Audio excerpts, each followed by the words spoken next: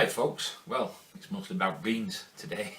Beans in a wicking bed, the holy wicking bed. Because what I've done is I've got my monastery beans in. Still got to get the Trail of Tears in, but they're all up. I'll get a look at them. And what I ended up doing is I've put 8 of them into a tote, which I've made into a wicking bed. And there's a few clips on here. Excuse me. Earlier on, beginning of the clip, I'm talking about stability, and reason being is because the beans, climbing beans, they've got to go up, and where it is, it's quite windy inside the house. You could have, like a sail and blow it over. But I think I've cured that. And talking about wind, if you can get birthless cucumbers, why can't you get faultless beans? Anyway, I'll get on with it. Nice to be nice. These are the Cherokee Trail of Tears beans.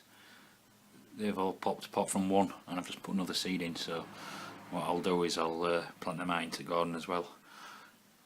Maybe tomorrow.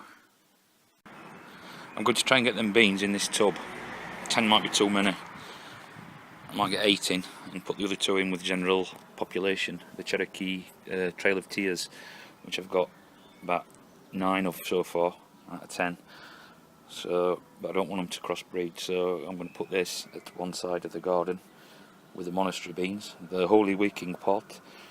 I've got some shade cloth to wrap them in.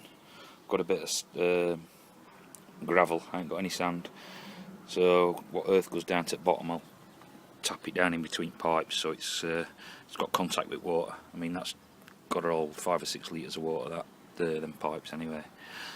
And as I said, I'll wrap them in that so that don't all get mixed in and soil don't get in there. And wick it. Only thing is, I've got to get it level. Ain't nothing level on this property. This shade cloth, and it's also quite holy, so it fits in. So wrap that up, put it on about 3 times. There's a couple of holes in it, so where the holes are, they're on the bottom. This goes direct into this sack. This is just like a sack of foam viper and a wire tie on each end. But if you want to look at wicking beds, like look at Rob Bob's stuff. And I've got some gravel which I'm going to stick round here and round here, because these are open ended. That should allow gravel to flow, the water to flow and fill up. And the rest of it I'll fill up with some compost mix, what I make, which will be from bought compost. I bought a big bag of peat, which I know people don't like it, but it's what I've got at the minute. And some compost. There's not much. It makes my peat go longer, or my compost go longer, either way, and keeps some moisture in, which is the intention. I've just got to drill a drainage hole. I'm just thinking about the stability of this thing. I've just put a couple of blocks in here. I've got, let's have a look.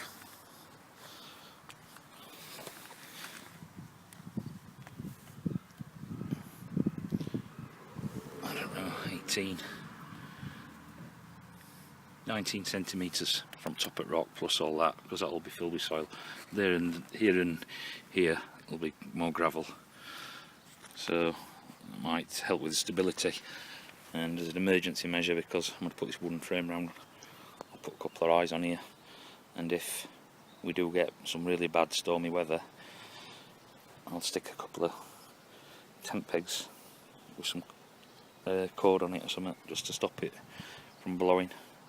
Not so it's a trip hazard for everyone, but just as an emergency measure if we forecast bad weather. I'll just show you what I'm doing here.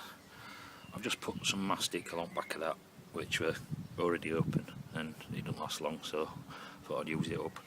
I've glued it and I'm nailing it. It's primitive for me, I like screws, but nails work as well.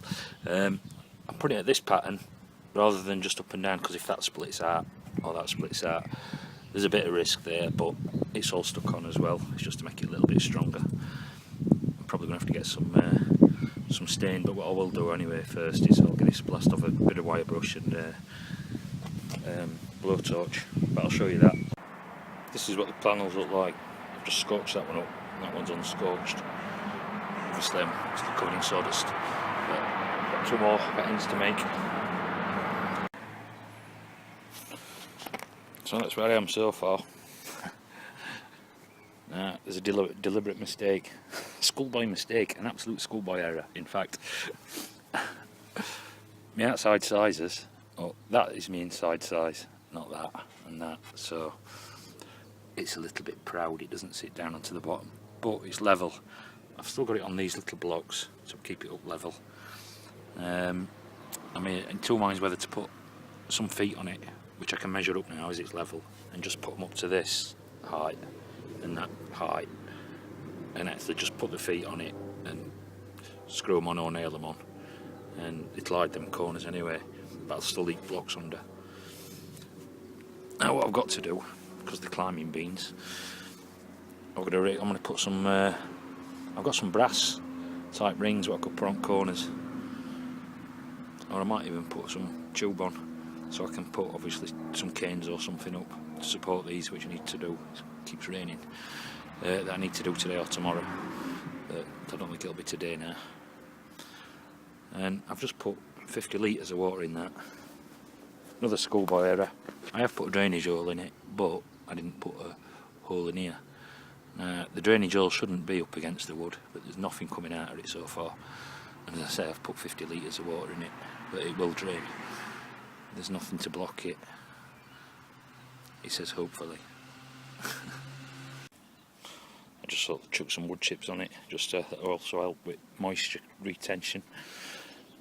And we're also thinking with if I put some rings on each corner or something on each corner, I could also put an hoop over it, which means I could grow a little bit earlier and later into the season, you know, be it protection or whatever. I've got another one of these tubs. I found them quite cheap in Germany. I might go back for some more, and some lower totes. Also sort of do some stuff like Larry Hall does.